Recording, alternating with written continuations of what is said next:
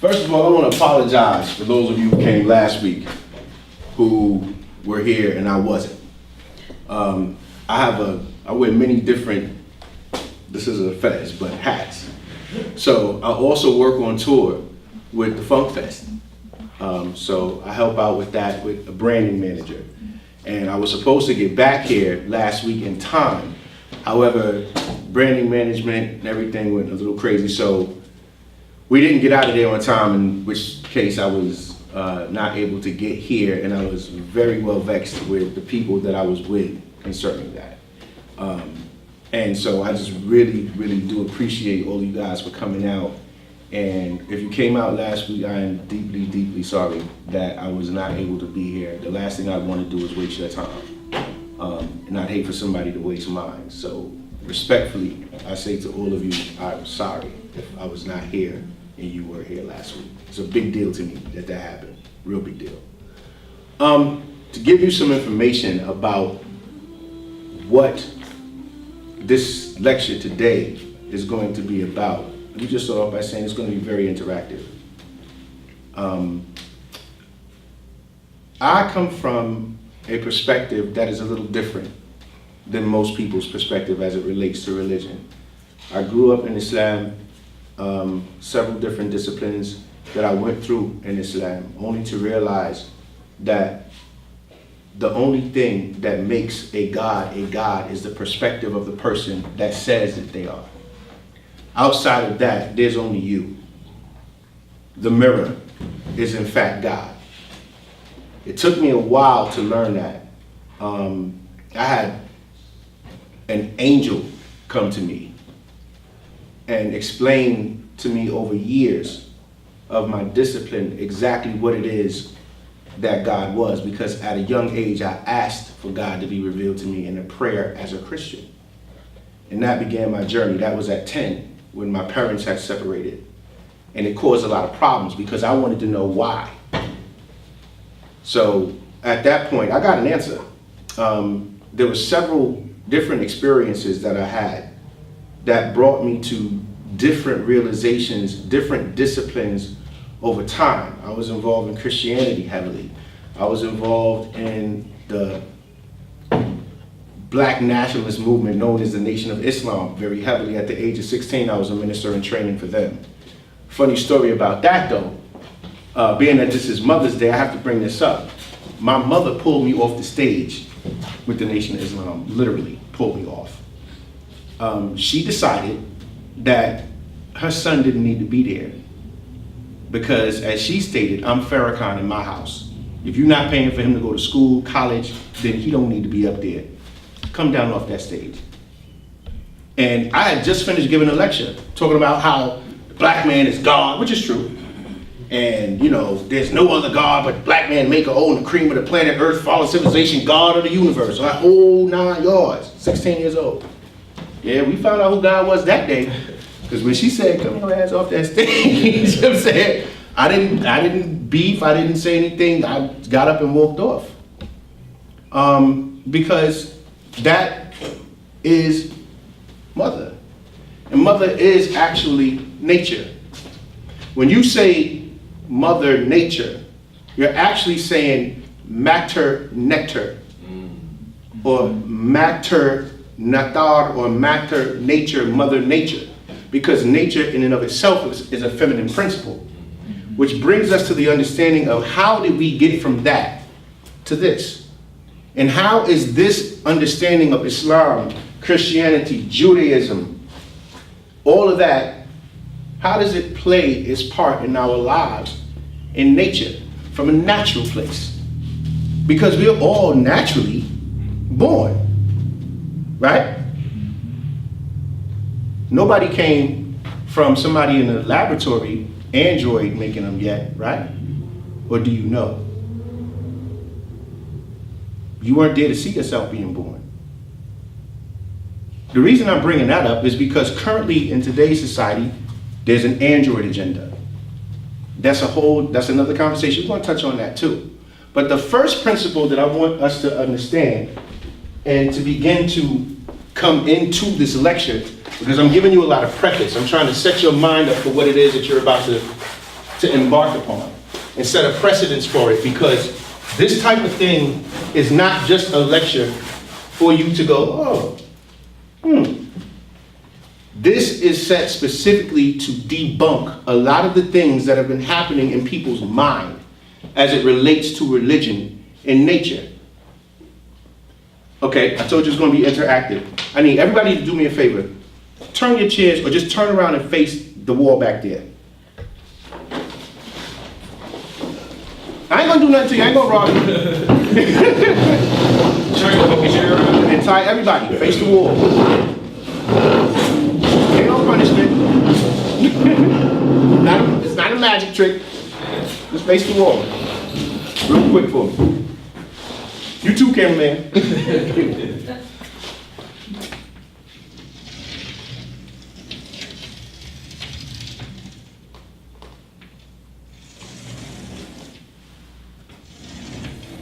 Okay, you can go back around.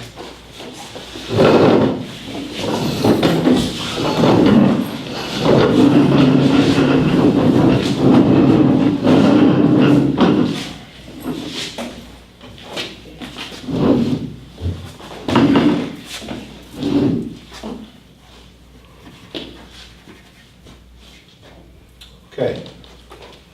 Now, looking at this symbol on the wall, can anybody with any specificity of fact, very important, any specificity of fact, tell me where that circle began? For a fact.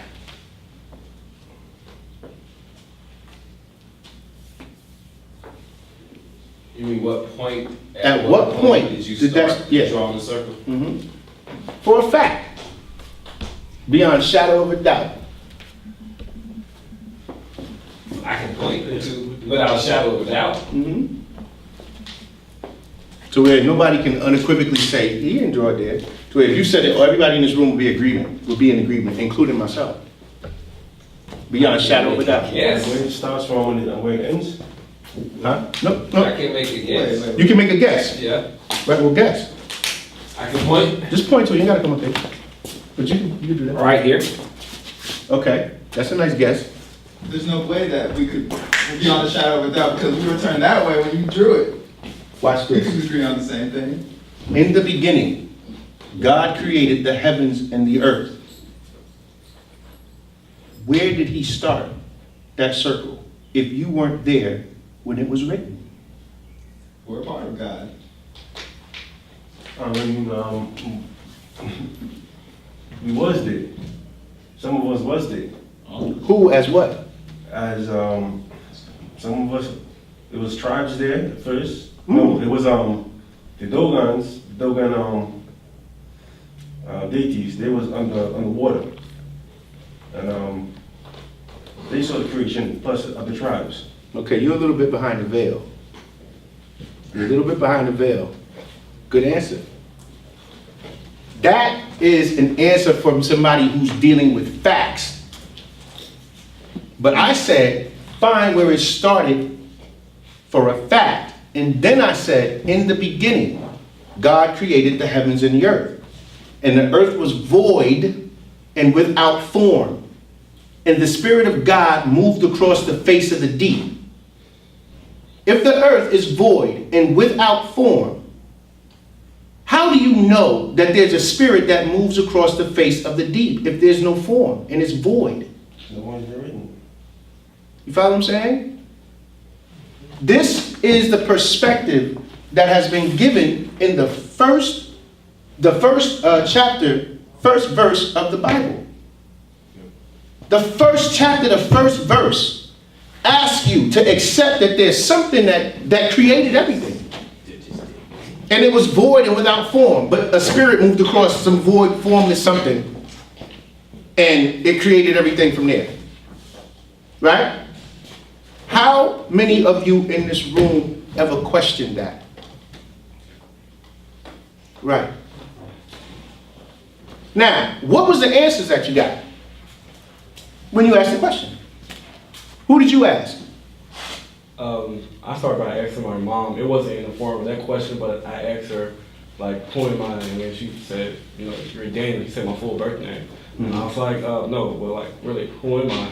And she was like, well, you're a spirit. And I kept going back, and I kept going back. And eventually, I led to that kind of like that verse. I said, well, who is God? And she couldn't give me a set answer. And then it turns, got me seeking into philosophy and Right. preacher. What answer did you get? I don't remember the specific moment, but my thing over time was that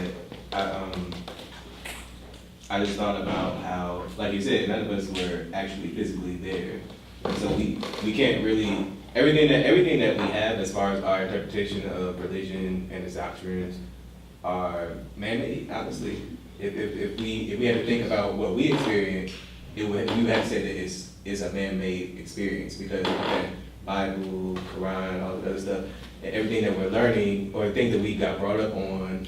And growing up, going to church, our moms making us go sit in the pews and all that stuff, is systematic. It's not something that we were actually there to experience ourselves. So we can't do a first person experience, or even honestly say that we have the experience because we did. Right. So why is that information important? Because it gives us a platform to like build our philosophical thinking on Right. But a platform based on what? factual information. Is that factual information or is that belief? Well, knowledge is factual and belief, right? No. It also allows you to become more abstract with one's thinking. You know? What is abstract thinking? You see, Right, these, I'm glad you caught me on that. You see what I'm saying? I just thought about that. I was like, you know, abstract, honestly, in itself is a relative term. It's just, Well, I'm sorry, but I just want to go back to knowledge. That it could be a justified belief, correct? what is a justified belief? The point that I'm trying to get you to get to and to understand is that when you are dealing in a belief system, it's just that. It's belief. It's not based on anything knowledgeable. In order for you to believe, you have to not know. Those who don't know where the circle began, believe where it began. The only way to find out how or where it began is to not have turned your chairs around and looked at the board. And I keep going back to the first chapter, the first verse. In the beginning, God created the heavens and the earth. Spirit of God moved across the face of the deep, and the earth was void and without form. Right? The first premise of that is to ask you to accept it without question. Without question. Generation after generation after generation after generation has accepted without question that first chapter, the first verse. Right? Adam got $200 for two of y'all, you two, in his pocket right now. Why don't y'all get him and get it? You don't believe me? Do you believe me? Two ladies, why? Why don't you believe it? Because it's an idea in your mind that you're putting out for us to accept. Yo, somebody told me you got $200 in your pocket for me right now, bro. I'm in the back room. I'm not going to think it's an idea. I'm going to go to see whether or not it's true. But you have a knowing within yourself too. Right. You do have a knowing within yourself. So, when it comes to these religions, what did we know within ourselves before they completely encapsulated the entire planet and threw it in chaos? Why did I say throw it in chaos? Because there was a Holy Roman crusade for Christianity. Islam was spread by the sword. Right? Judaism is a religion that has a Jewish defense league in the name of Yahweh, in the name of God, in the name of Allah. Right? These are all religions that have come over time, have been accepted without question, and have completely ignored the reality of man's existence. Have completely ignored the fact that a man comes from a woman, and a woman's genealogy cannot be traced to any place on this planet. Hold up. Through mitochondrial DNA, they can't find out when y'all got here. They don't know at what point a woman's body existed on the planet. And why is it important to know that when a woman's body existed? The reason why it's important to know is because everybody comes out of her. So if we can't find out when she got here, but we know when you got here, male, man, right? In Islam, they say He, Allah is one. Wahdahu la sharika lahu. He is alone and has no partners. Right? Who was there with her when the world, because she birthed her husband. So who was with her? He couldn't have been. But they make God a man and say that God made another man. Then the man had to become a woman, think about it, in order for him to have a woman come on. Nature and science says that is absolutely emphatically incorrect. Their own books say that. The people who wrote the book, the Bible, the King James Version of the Hebrew Bible, are technically the same people that are on the Discovery Channel debunking it every day. You follow what I'm saying? The same people that are on the television debunking it every day, the same people telling you that we have traced humanity back to a woman named Lucy 2.95 million years old through mitochondrial DNA, because the mitochondria of a woman stays inside the ovum. Whereas when the man's sperm enters or hits the ovum, it's lost. So we can't find out when she got here, but we know man was approximately, and then you have to start dissecting, well, which man are you talking about? Because there are some men's genealogy on the planet that goes further back than some other men, because their mothers are older, right? So it completely ignores nature. Neteru. Mother, nature. It completely ignores the woman, right? So now you're in a situation to where you're going to whatever discipline that you go to, and you're in a system of belief, right? And you have these inklings in yourself that says something ain't right about this. I don't get it. Something, I don't know. It don't feel right. You go to ask, and they're telling you, boy, you better go ahead and believe. That's what it is. You need to believe the way we've been believing, because that's what it is, and you ain't gonna change that. And you better just pray. Just pray and have faith, and God will give you an answer. And the whole time, well, at least for me, the whole time, I'm looking for an answer. I'm not looking for God to give me an answer, because I'm asking you the question. So it can't be that thing that's going to give me the answer if I'm asking a question about it. You follow what I'm saying? We are not going to get answers about resolute facts from things that ask you to believe. You're not going to get an answer from it. If you want to observe reality that you live in, the first thing that you have to do is to observe yourself. Because the first thing that you are, if nothing else, is real. That's the first thing. In Islam, they had they call it tajweed, or whatever the saying is, La ilaha illallah, right? It said nothing would exist if Allah did not create it. A very, very, very wise man, during the time that I was going through my Islamic discipline, said to me, what is it that Allah created that He needs in order to exist?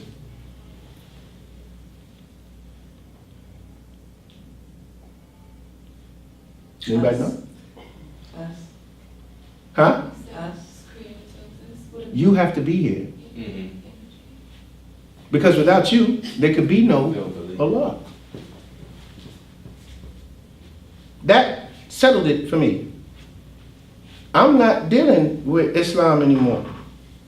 That's it. Why do I need, and I can be regular with you, dropping down prayer rugs and praying on the trains in New York and going places and making salat, that's just too cumbersome. I'm sorry, I can't be, every time so the fudge, that's too much. On a train, people looking at you, because you believe in your mind that if you don't make this prayer, you will go to hell. You follow what I'm saying? You going. So you make these supplications, all of these things and these turns and these directions and everything in order to find some kind of peace. right? And they say Muslim or Musalam or Muslim, they say is one who submits to the will of Allah. But the word does not translate to that. The word Musalam is one who is of peace. Mu in Arabia is one who is of or one who is from. And salam is peace. Right? So it's Mu Salam, not Muslim.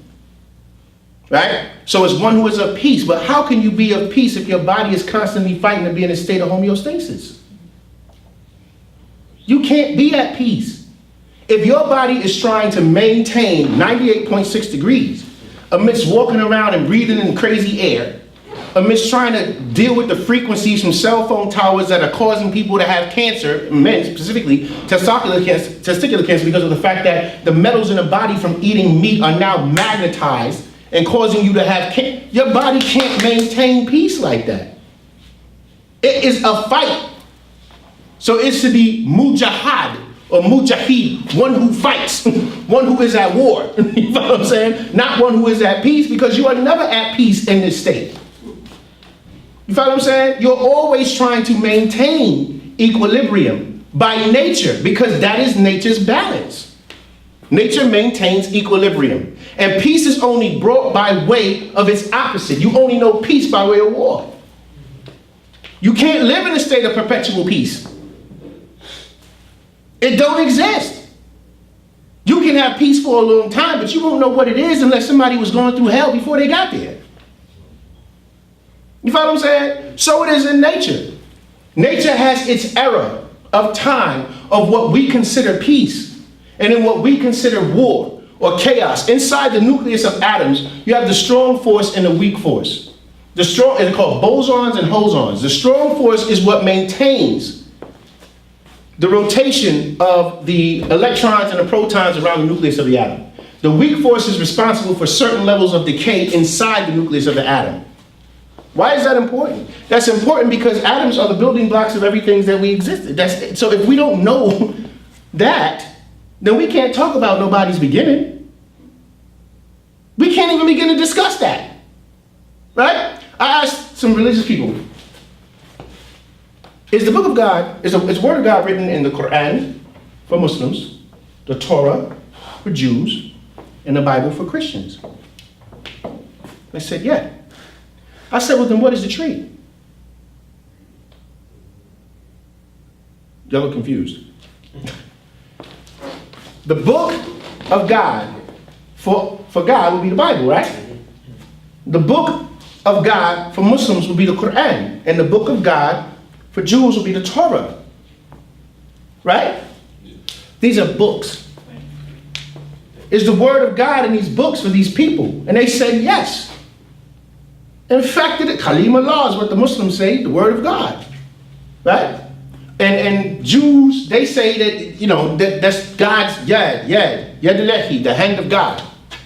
His hand wrote the Torah, the commandments for Moses at Mount Sinai, Zion, sin, whatever you want to call it. Moses got it from God using his yad hand and writing down the 10 commandments, which, by the way, in Abjad, the letter yad is 10.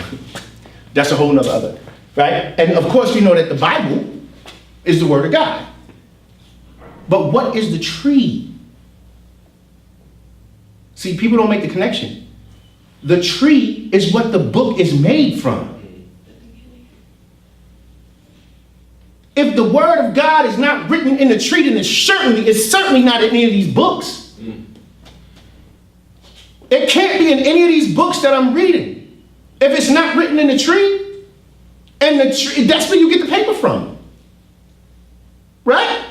So nature has provided for you, right? And she's quiet. She don't fight with you. Yet. We're getting to that point where now she's starting to react. She's starting to react because you know how women get. I'm not gonna put up with this. I'm not gonna put up with this, but so much longer. I'm telling you, I'm gonna hurt.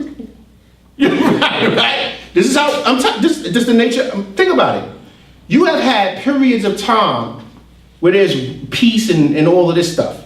that goes on. But we're now living in a time where nature is rebelling. Nature is rebelling, right? Things, and they say every 50,000 years this happens. It's called an epoch. But you're living through it when the earth crust shifts. The whole thing with Japan and the sinking of the Japan moving in the almanac. If you get an almanac and you look at Japan where in its lunar logging where it was prior to the earthquake, it's not in the same place. It's actually shifted. The poles have switched in magnetic polarity. It's electromagnetic negative at the top and positive at the bottom, but those are switched now. Which means that the charge around your blood cells have got to change from proton, electron, proton to electron, proton, electron, because you have got to become a light being. It's not just talk. It's an actual thing, consistent with nature's design and what she has designed for her children and what she has designed for you to become. We are not people that do not interdimensionally change. You are supposed to. Right? So when you see all of these things happening on the planet, and you see all of this change taking place in the planet, it's because the time inside atoms has changed. Right? What do I mean by the time inside atoms? Everything in nature has a point where it is in chaos, if you will, or everything in nature has a point where it is not together. Where it's in its weakest form, its lowest form of potency. So in an atom, right? Remember, an atom is 3 bodies, not one. You have a proton, an electron, and then you have a neutral charge here. Let's put an N for neutral. It's neither negative or positive, it just is. These are not as close as they're drawn on the board. If you were to shrink yourself down to an atom, these are planets away from the nucleus of it. When they draw it in science in school, they make them very close. This is another time. This is another time that you're dealing with.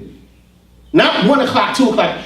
Listen, it's another dimensional time that exists inside of you, that composes you, that makes you who you are. There are several dimensions that exist inside your body right now. And this is only one of them. So, this dimension has a season or time. In the time of atomic structures, they go through a process of decay. And then they also go through a process of reform or regeneration. The decay time happens when you have, let me put it this way, the highest form or the most potent form of anything is at its 9th degree or 9th power. That's the top. You can't get past that number, 9. Who believes that? Who thinks that you can? What's the highest number other than 9? It's a fact. Not you, you're ahead. Right? 9. You can't get past this number. You can count up to 9, then you start at 10, but it's cipher. It's 1 cipher, and you start all over again. And you go back to 9. Then it's 1 cipher or 2 cipher, and you start all over again. Right? And you go to 3 cipher. You start off at this point of undifferentiated energy matter, known to you all as cipher or 0. And we say this has no value. This is the potential for everything to come into existence that ever is going to be, is inside this cipher. This is potential energy. Kinetic energy unraveling, right, forms, right? It's a primitive 9.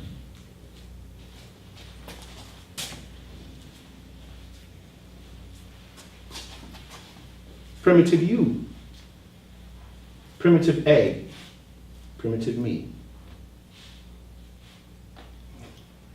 Do you ladies understand what I'm talking about? Sperm and egg. Sperm, egg, fetus. Right? Fetus is shaped like a 9. It's already coming from a state of undifferentiated energy matter through a force called eros, which caused a man to be attracted to a woman in the first place, which you controlled in a state of existence that did not have a body. Yet you provided a body for yourself as a force between your mother and father. Am I losing anybody? Talk to me if I'm losing. If it sounds crazy, I charge you you need to say this sounds crazy to me.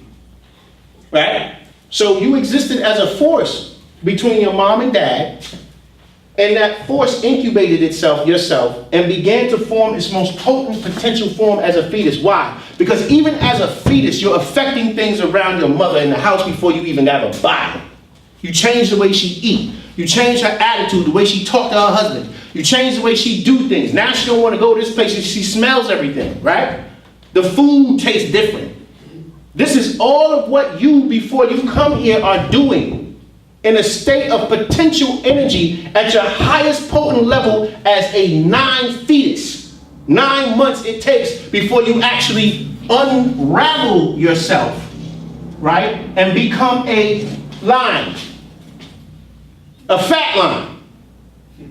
With a little fat head, little fat arms, a little fat body, right? But you're coming out of a opening or as a straight. You're not coming out as a circle. Why? Because you have evolved, right? But evolution is causing you to lose power. See, people don't understand. I'll explain that again. Evolution is causing you to lose power. Now, they got us thinking that evolution is good. Everything has to evolve. Evolution is the process. No, everything has to maintain its potency in order to matter. Because if you lose your potency throughout time, you decay, right? So you have to maintain your potency. How do you maintain your potency when you're coming out as, you follow? From that state of potential energy to kinetic energy.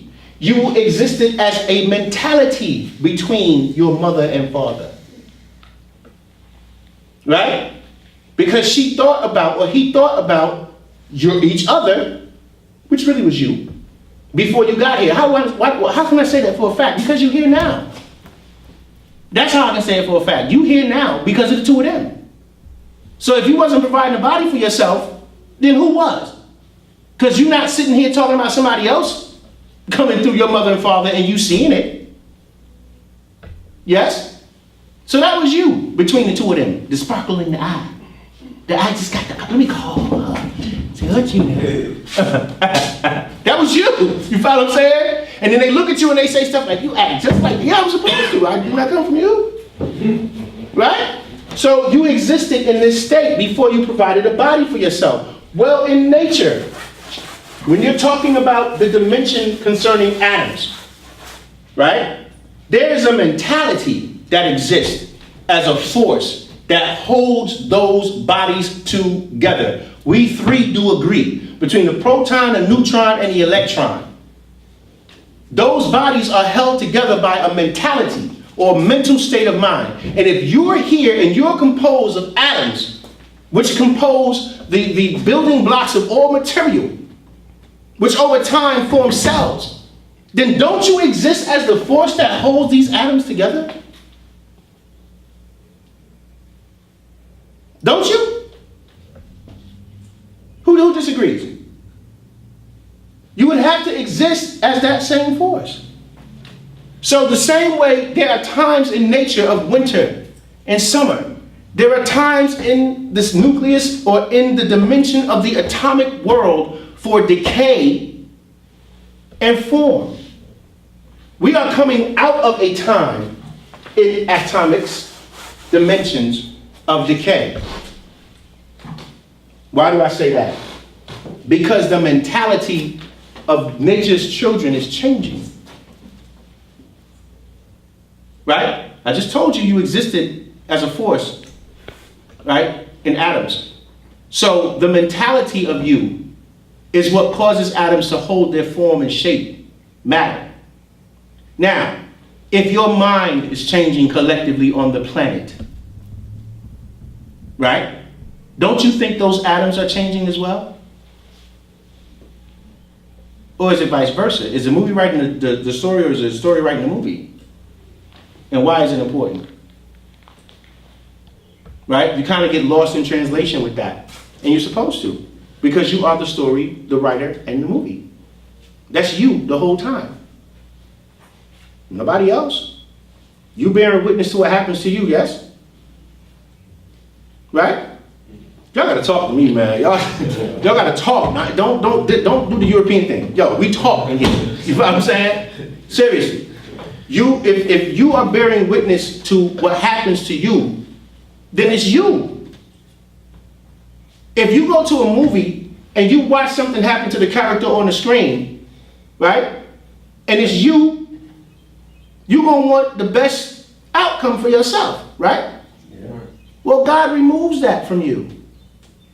Because he says it is I have all power. So you have none. This is what I have decreed for you.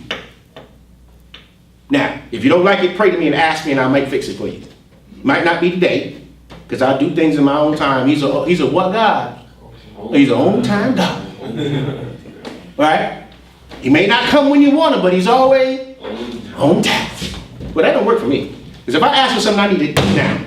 I don't need to wait until you get good and ready. And don't your parents tell you that? Don't they tell you that? Yeah. Go take out the trash. I'll do it. No, now. But why can't you just follow the example of God? Right? They would smack the teeth out your face if you said that, right? But don't they say it to you? Wait.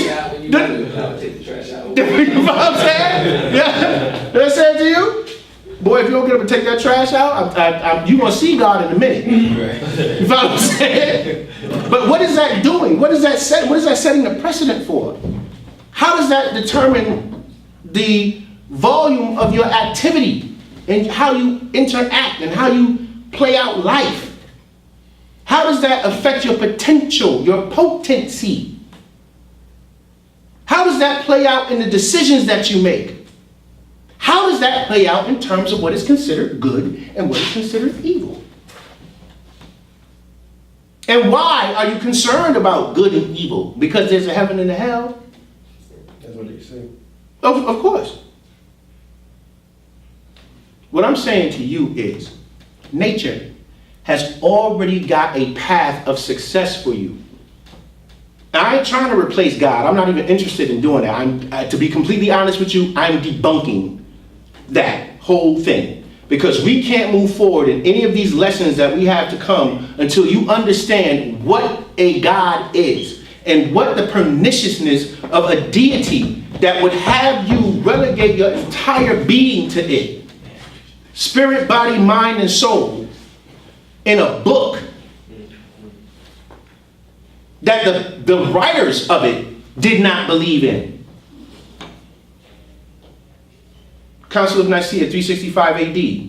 Constantine canonized a book by Eusebius and decided that between the 72 books that were floating around, 66 of them would be comprised of what is called the Bible.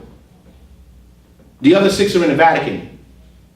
And the Septuagint, the Apocryphal records, y'all heard about that stuff. You know, the book of Barnabas, the book of Mary, they didn't fit the mold of what we were trying to do. So we decided that we were going to have these 66 books. And by the way, 66. right? It's 66 books that they left and then 6 that they put in. I'll tell you about this number 6 later throughout our classes and what this is about and what this means. But for right now, what I want you to understand is that the potential for who you are is not in those books. Straight up. It's not. And I know this is a learned group, right? These are people who are more spiritually inclined. But let me caution you about that word spiritual. Over time, spiritual has come to mean a reason to ignore what you're saying. I can classify it or categorize it as spiritual. I don't have to deal with it because I don't have to be responsible for what you're talking about. Spirituality is too hard. Not when I can sit down and pray and have everything just fix itself. Spirituality requires that I have to do some work. I might have to fast. I might have to stop eating the stuff I'll be eating. I might have to not go to the club. I might have to not be able to drink on the weekends. I might have to not be able to call that dude or call that female or do the stuff I was trying to do because I'm trying to be spiritual. And even that is a level of foolishness. Right? These are all ways to oppress you. Right? These are ways of oppression. I want to eat the pork. And some people just say, damn it, I'm going to eat it anyway. I'm going to die from something. Might as well die from eating pork. Seriously. Is this not what people say? This is what people say. Well, hell, chicken just as bad as pig. It's the same thing. It's just as bad. Hell, I'm not gonna stop eating. I ain't stopping no chicken. I don't give a damn what you say. I'm gonna eat chicken. Right? And spirituality says, but you shouldn't do that. I don't care. I'm gonna eat it because it tastes good. Right? So people don't like that kind of discipline. People like what they like. They want what they want. Spirituality asks you to discipline yourself. But sometimes discipline is a lie. Right? Discipline is a lie because you can discipline yourself to something all day. But if you haven't got to the reason why you're doing it, you're lying. You are telling yourself a lie. Because the desire, that's why addicts say, I'm still an addict. I've been clean and sober for 5 years. I'm an addict. Well, you just said you're an addict, so yeah, you're an addict. So why would you now tell me you're clean and sober for 5 years if you're still saying that you're an addict? Your 12 steps ain't work, homie.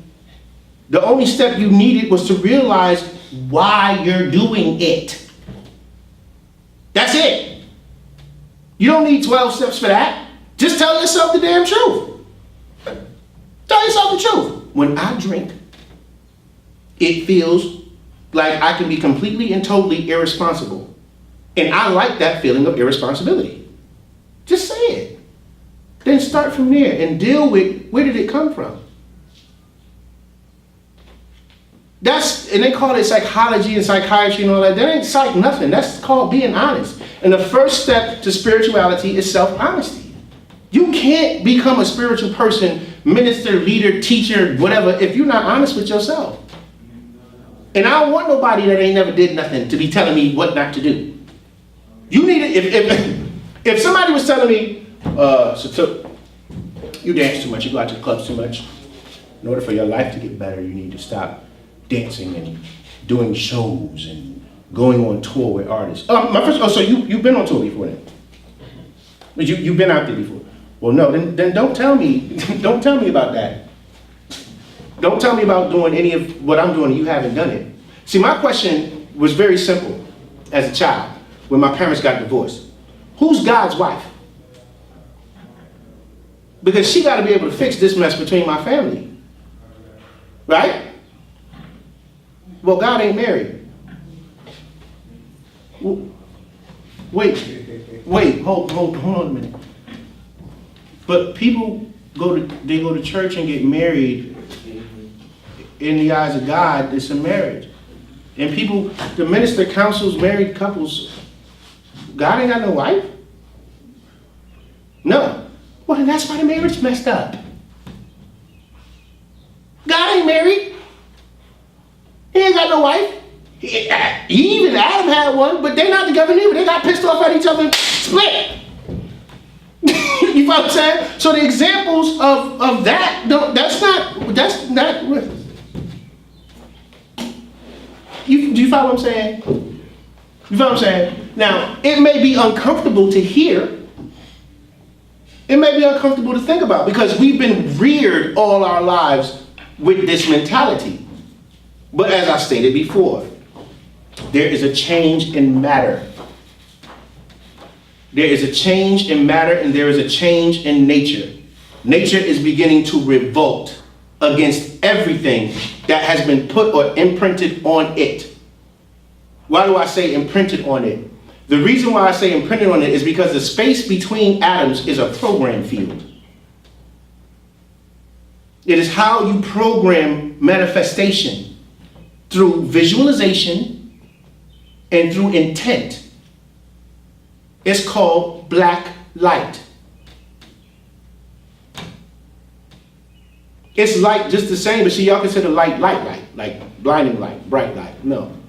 Black light is the space between atoms, because it is the light of intellect. It is the light of intellectual capacity that caused the atoms to clash and form the light that you sit up under and diversely see all these different forms. You wouldn't be scared of stuff if it was all in the dark. You'd have to judge a thing by way of what it sounded like or how it made you what? Feel. Right? You could be talking to the most ugliest creature in the darkness and it would never scare you because you can't see it. But the moment that the lights come on, chaos is born. Now this ugly, grotesque thing that you're looking at makes you feel uncomfortable because now the lights are on. Well, what about the lights in your life? What about the things that are in your life that dissuade you from being honest about how ugly it is? Because the things that we the things that we like, we put in a light of life like. The things that we dislike, we put in ugly form. But oftentimes those are the things that we need, the things that we don't like. Right? There's another lecture that I do on relationships that has to do with understanding the schematics for atoms and how the harmonious relationships exist between the nucleus of an atom, the proton and the electron that agree to rotate around the nucleus because they have something else that they're focusing on other than the weight and mass of their own bodies. And relationships today are designed on me to you, not us to what we're doing. Because men and women, by and large, do not understand the symbol of their bodies. You are not what you think you are. You are a symbol of something in nature. You represent a principle manifested. That's what you represent. And if you understand what the principle is about, then you can understand how to correctly be a man or be a woman to a man or to a woman. But because you don't understand what your symbol is, you don't know what that means. So you got a bunch of people running around telling you what it is to be a man. Right? Telling you what it is to be a woman. And you have these social mores about men and women and what they're supposed to be that you must fit into. If you don't fit into it, then you'll be outcast or pariah. You have to fit that. We don't have none of that stuff in our family. Right? What are you talking about? You follow what I'm saying?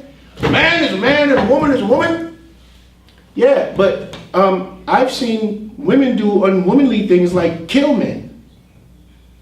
A woman is supposed to be nurturing and kind, loving, caring, and all that. You ever watch Snapped? What's that all about? And who is she following? Right? And how come she ain't doing the stuff that y'all talking about? Well, she crazy. Well, okay, so then there are men that, I've seen situations where men have eaten children on TV.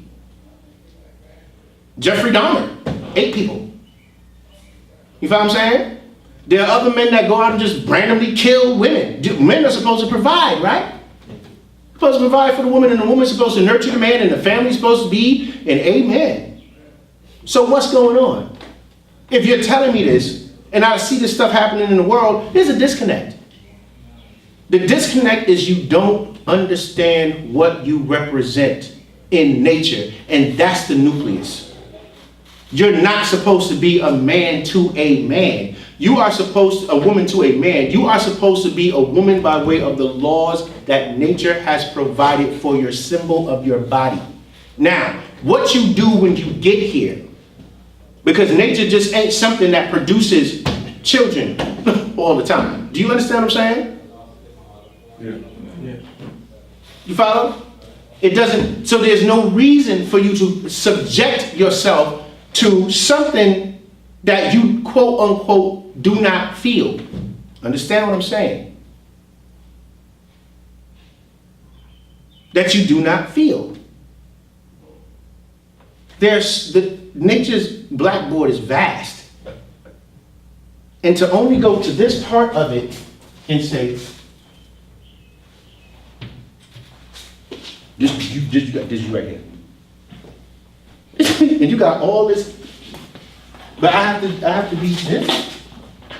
I have to. So it leaves you in a state of schizophrenia. Because you have one thing that you're trying to adhere to, and then you have something else that's calling you to do something else or to be something else. And I don't care, it doesn't necessarily have to be sexuality. It could be, you might want to do, I don't know, anything other than, you may want to build computers, you may want to build machines, you may want to, there's a deity in Egypt named Hatshepsut, right? You guys familiar with her? I know you probably are. You rest of y'all familiar with her? Hatshepsut was a deity who was a woman, who strapped on a man's beard to rule over her kingdom, because there was no man present to do it. So she ran everything. Right? And she did it efficiently. And she did it right. Do you follow what I'm saying? If she had said, well, I can't do that because I'm, that's where I'm at. We'd never know who she was. Nature has a plan for you already. You have to listen to it. That is where your success is.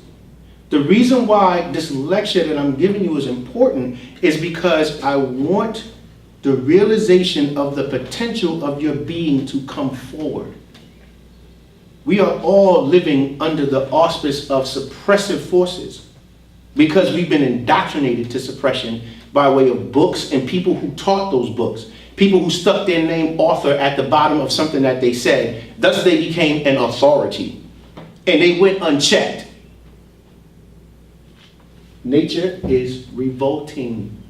I'm telling you right now, the space between atoms is moving up. It's going back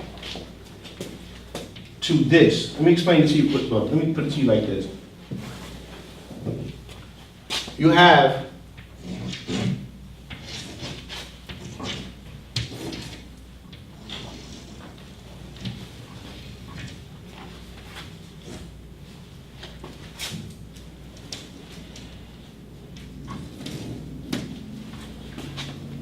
when a thing is at its most potent form, it is at 9.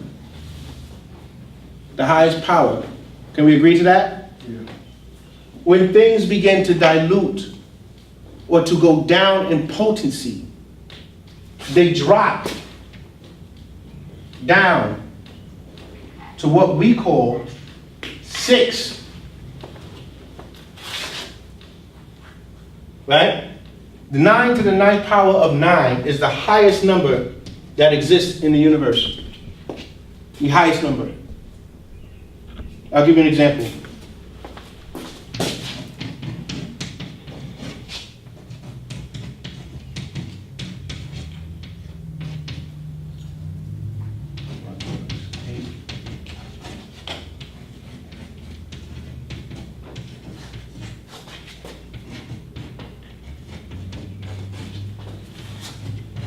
I can go on and on and on. Tell me when to stop.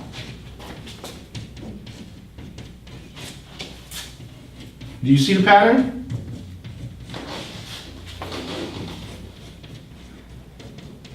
Let's just stop because I don't know if y'all can see this. 9 times 1 is 9. 9 times 2 is 18. 1 plus 8 is 9. 9 times 3 is 27. 2 plus 7 is 9. 9 times 4 is 36. 3 plus 6 is 9. 9 times 5 is 45. 4 plus 5 is 9. 9 times 6 is 54. 5 plus 4 is 9. 9 times 7 is 72. 7 plus 2 is 9. 9 times 8 is 72. 7 plus 2 is 9. 9 times 8 is what? 70. What was the other one? 63. 7 is 72. 9 times 8. Yeah, it ends up being, 9 times 10 ends up being 90. And 9 times 9 is 81, which ends up being 8 plus 1, 9. This is the only number that you can do that with. How can they tell y'all that in school?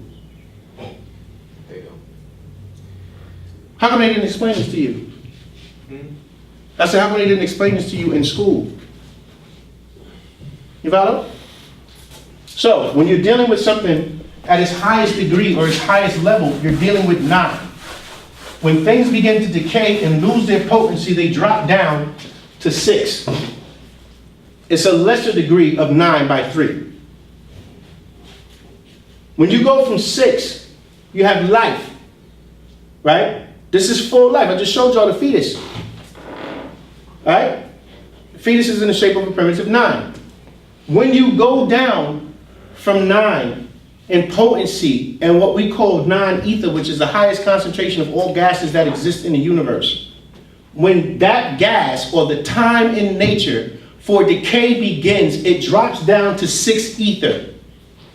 Here is where you have in the beginning, a spirit God created the heavens and the earth, when there was a flesh and blood God that existed in the beginning, and what he was talking about with the Dogon tribe of Mali and the tides that existed on the planet as flesh and blood gods. When you get to Egypt, they start talking to you about these huge pyramids, right? They start talking to you about these huge pyramids, and these pyramids that they have that are big, right? These pyramids are, they're pretty much, they're new. The older ones you find in Nubia, right? Further south. And you find some of them even further south, more further south than that. But they're smaller, they're about this tall. Right? Because the original beings, the flesh and blood God beings on the planet were tides, and they were about 4 to 5 feet tall. Long before you get these tall pyramids that you see today. That is when the true God, flesh and blood, in Africa at the base of the Nile walked the planet. When nature began to lose its potency through gas and time, it became 6 ether, and this is where you have the beginning of God. God as a spirit, not God in the flesh. Why? Because Jesus refers to it in Psalm 82:6. Is it not written in your law, I have said ye are gods? So he's telling you right there. And where was Jesus educated at? Egypt. Well, exactly, he was educated in Egypt. You follow what I'm saying? So this information was passed. When we get to 6, we have the beginning of a God that is not flesh and blood. Why? Because they said the spirit moves across the face of the deep. Then when we go further into the decay of nature, and to the decay of these conscious moral gases, because the Bible is definitely not a moral book. Incest, snakes talking, trees that burn. This sounds like a Disney movie. Trees that burn, that are not burning, water that opens up in the middle of this and then falls down on people. Really, seriously? This is what we're doing. So we have that level of potency that falls. And then from there we go to 3. When 6 ether dies, it becomes 3 ether. So the death of 6 ether is 3 ether. What do I mean by the death? Because everything in nature has a point in which it decays. Didn't I tell you that? That things in nature, there's a strong force and there's a weak force, and the weak force is responsible for decay. So when the decay happens, we drop down to 3 ether. Now, where is the root chakra? If this was a body, right? Your hell is located here. Right? We, in nature, are here. Look at the world and look what's going on in the world today. You are living through hell. Right now. Anytime that you have to have a pill to go to sleep, bro, you in hell. If you can't close your eyes and go to sleep on your own, you in hell. I don't care if it's just you or if it's 90 people that agree with you. Hell is you in hell. You follow what I'm saying? Nature's food that we're eating. I was just watching something today, man. These people are putting like stuff in food that, come on, yo. Like the food don't even grow out the ground no more before they snatching it up and sticking it with something to make it better. Really? How you gonna make food better than where I came from? So the food is poison now. That's hell. When you can't go and drink water out of a lake, you are in hell. Because it don't come out the faucet. We have dropped down in potency to 3, which is the ghost is what they call it. The ghostational state. And this is where you get the ghost. What am I talking about, brother? Because I know you know.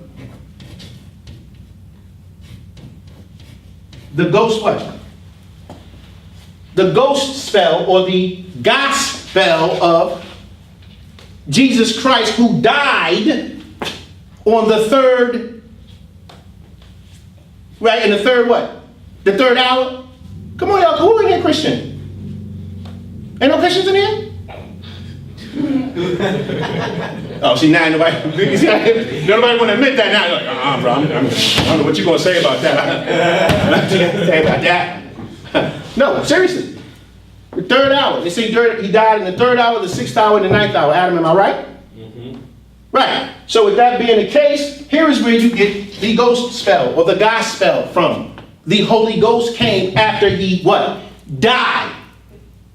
Then you have a ghost, a Holy Ghost. So now you are being led by a spirit force that you have to believe in order for it to have any impact in your life. You have to believe it.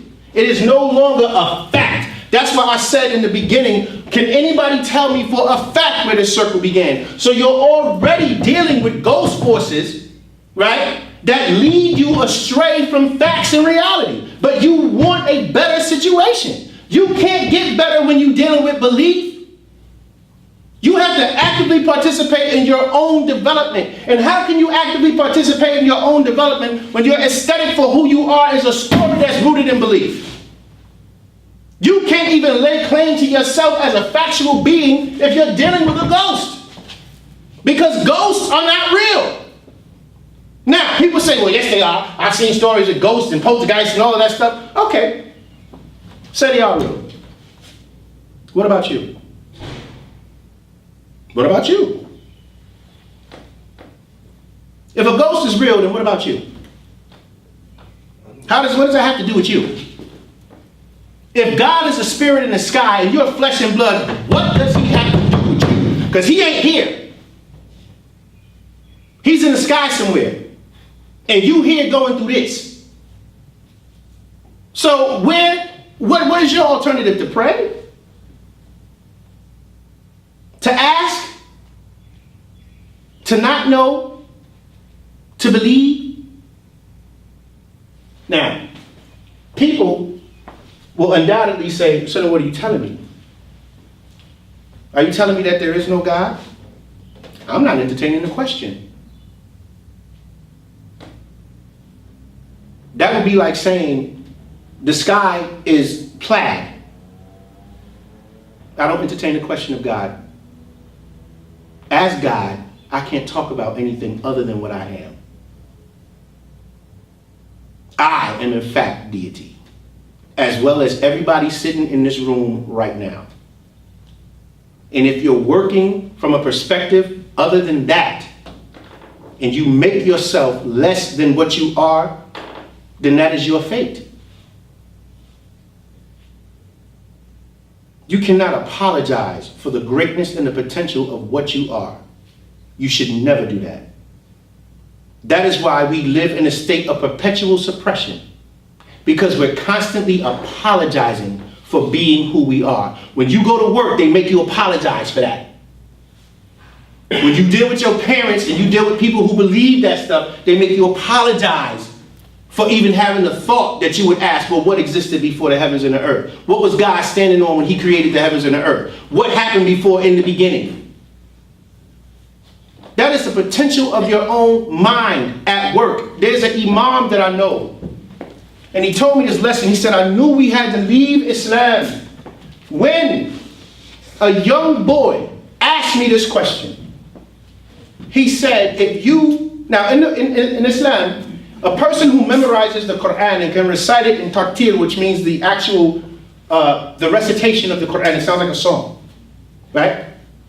You can take, let me see, Surah Al-Baqarah. I may do it wrong, but it's ذَلِكَ الْكِتَابَ رَيْبَ فِيهِ هُدًى لِلْمُتَّقِينَ الَّذِينَ يُؤْمِنُونَ بِالْغَيْبِ وَيُقِيمُونَ الصَّلَاةَ وَمِمَّا رَزَقْنَاهُمْ يُنْفِقُونَ أُنزِلَ وَمَا أُنزِلَ. That's tartil. There are some people who have memorized it, right? So the entire Quran, not just that. This little boy asked, how do you go to the bathroom if you are Hafiz Allah, meaning you memorize the Quran? Asked my imam. The imam said, what do you mean? I lift Jalabiyah, so no. How do you go to the bathroom if you've memorized the Quran? What do you mean?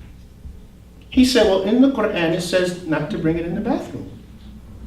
So if you memorized it, how do you go to the bathroom? The boy was 10. This is an imam of about maybe 25, 27 at the time. Grew up in Islam, he could have been a little bit older than that. But do you see what I'm talking about in terms of nature? And it's pushing you to your potential. When a child asks questions like that of a learned man, and a learned man cannot answer those questions, nature does not see you as separate. Nature sees you as a group, species. You follow? So to push your species forward, it will challenge you. You will see it as a challenge. But nature's mutation is an upgrade. That little boy's brain had been upgraded by nature. So my question then becomes, where's your upgrade at? If that boy was 10 years old and he asked that question, what questions are you asking? Where's the potential for your growth? And because that boy right now is probably building, I don't know what he's doing. But I'm quite sure it's not sitting around listening to me. Do you understand what I'm saying? You understand what I'm talking about? That little boy is doing something somewhere, more than likely, and if he's not, then something happened. But the point that I'm making is that the potential for us to grow and the potential for us to develop and to mature and to reach the next level, the first thing you have to do is you gotta change your aesthetic. You cannot participate in an aesthetic that suppresses or oppresses you and asks you to believe in anything other than the fact that you, first of all, are the responsible person for everything that happens to you. That's your fault. That's God. Now, if you want to create a devil, go ahead. You want to create a God, you go right ahead and do that. But praying to God or the devil has never changed nothing. Even God works through nature. If you believe the story of Moses and all that stuff that happened with the water, that's water. It wasn't a new element. Water crashed on the Pharaoh's army. Fire burned the tree. You know what I'm saying? It wasn't some new element that was created. It was a tree, and the fire was burning the tree, but the tree wasn't consumed. Oh, okay, so that the tree was growing out of the ground, and fire, the sun, okay, we got that. So God ain't come down here and do something different, no. The reason why they couldn't tell you that is because they had to exercise God's ability through nature because you interact with nature every day. If they created some other element that you don't interact with, the story is less likely to be true. So it won't stick. You follow what I'm saying? They had to make it stick. That's why they tell the story of Moses in Egypt. You can't find on the walls of Egypt where nobody named Moses existed on them walls. And the Egyptians kept a record of everything. There's no Moses in Egypt. There is a Thutmose, Tahuti-mos, a real flesh and blood being who has a statue to show what he looks like. The pyramids are older than the Bible. They still standing. How you gonna have a King James version of a holy book? A version of a holy book? You got a version of a holy book, the King James Ryrie Study Bible of the Hebrew version of the King James Ryrie Study Bible. So it's a Hebrew version, right? Well, wasn't the Hebrews and wasn't the Jews in captivity, the Egyptians? Supposedly? That's what he said. That's what they said, right? But you got a section in the Vatican on Egyptology. Why don't you put their story out? What did they say happened? Because on the wall, there ain't no captivity. Not like that. But here's a secret though. The secret is the true Egyptians never called themselves that, Egyptians. The word Egyptian comes from a Greek word eguptos, which means burnt skin or burnt face. If I'm coming out the womb and you coming out the womb, black as this, we don't have anything to compare burning to. So that's letting you know that's somebody else that came in the beginning. God created. See, God can't call God God. God calls God his brother or his mother or his sister. You follow what I'm saying? A deity cannot call another deity deity. God has to have things that serve him in order for him to be God. If you are all deities, then we can all only be family members. It's only when somebody says I'm special. I'm more special than you. And I have a decree for a certain group of people that are special too. Those people are I'm gonna number their children as the stars in the sky. You're special only if you submit to me by making a special promise that I exist and that I am alone. Then you're special. Then you can sit up here with me forever and never have to worry again. No, you're special because even though you sinned, all you have to do is say, I'm sorry. And everything is forgiven. But anybody who does not do those things is going to hell. Really? Really? And this is what I got to look forward to for the rest of my... Nature's revolting. Nature is revolting. And it is trying to fix you all.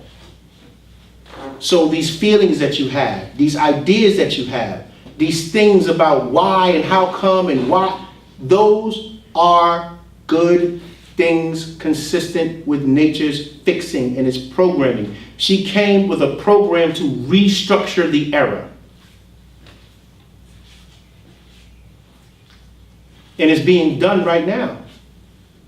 So, the first thing about understanding these lecture series, since you decide to come back, if I ain't scared the hell out of y'all too much, or scared the hell into you, is to first debunk, because when we're going, you have to have a right mind. You see what I'm saying? We can't walk this walk if I know you're sitting back there going, I ain't going over there. I'm not doing that. Right? And I'm not going to look back and ask you to come and say, okay, that's where you belong. That's your growth and development. That's where it's gotten you. You cool. We all got different flowers in this garden. And I don't fault your flower. But this, no. That soil and that water is not enough for me. You know what I'm saying? I need what I need to grow and mature. And so do we all.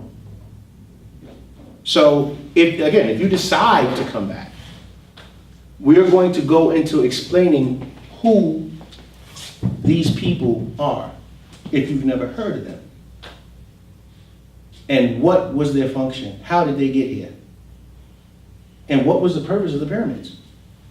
When exactly did God come into question and how did he get here? We're going to answer that too. We are going to spend the time that we need to get this part back. Because here we have two choices. If you do not make this transition up to 6 East, which is considered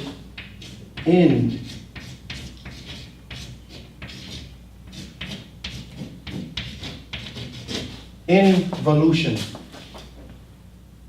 Why do I say involution and not revolution? Because it's going back inside. You're spiraling back inside yourself with these questions. You're spiraling back inside yourself to the mystic part of you, not the magic part of you that has the answer. Now people want to meditate all the time, which is hilarious to me, because if you meditate on meditating, you're not meditating. You can't meditate on meditating. You can't sit down and say, I'm going to meditate and concentrate on meditating. You are in a constant state of trance. Even now, you're in a state of trance. Breathing puts you in that state. You walk around in it. You follow? Most people are under a deep hypnosis and don't even know. You follow? It is to be consciously aware of what they call Pert Neteru, coming forth by day. It's an Egyptian term, and it's considered the book of the dead. Pert Neteru, coming forth by day. It's not revolution, it's involution. To begin to involve so you can revolve back to the state of God. Now, this does not happen in one lifetime. You have millions and millions of years before this whole cycle completes. Exactly 72 to be exact. You follow what I'm saying? But you all in this time, and not myself in this time, are being called up to this. So you have classes like this happening all over the world. And it ain't everybody. It's only certain groups of people. Because only certain groups of people are genetically designed to even ask the question in the first place. Now, does that mean that Christian people or people who believe in Christ are out of that equation? Absolutely not. It doesn't mean that. Because if you God, then you can prescribe the diameter for whatever it is that you need to express yourself through. I choose to express my godliness through nature and science. Some people may choose to express their godliness through Christianity. But I tell you what though, if I'm walking down the street, or if somebody is walking down the street, no, if I'm walking down the street and I'm hungry, homeless, destitute, I'm not going to ask you, do you believe in Jesus Christ, before I ask you for $1. You follow what I'm saying? I'm not going to ask you that. If I'm at your house and I'm hungry and I'm ready to eat, and somebody says, we're going to pray to the Lord and thank him for this food, and I ain't ate all day,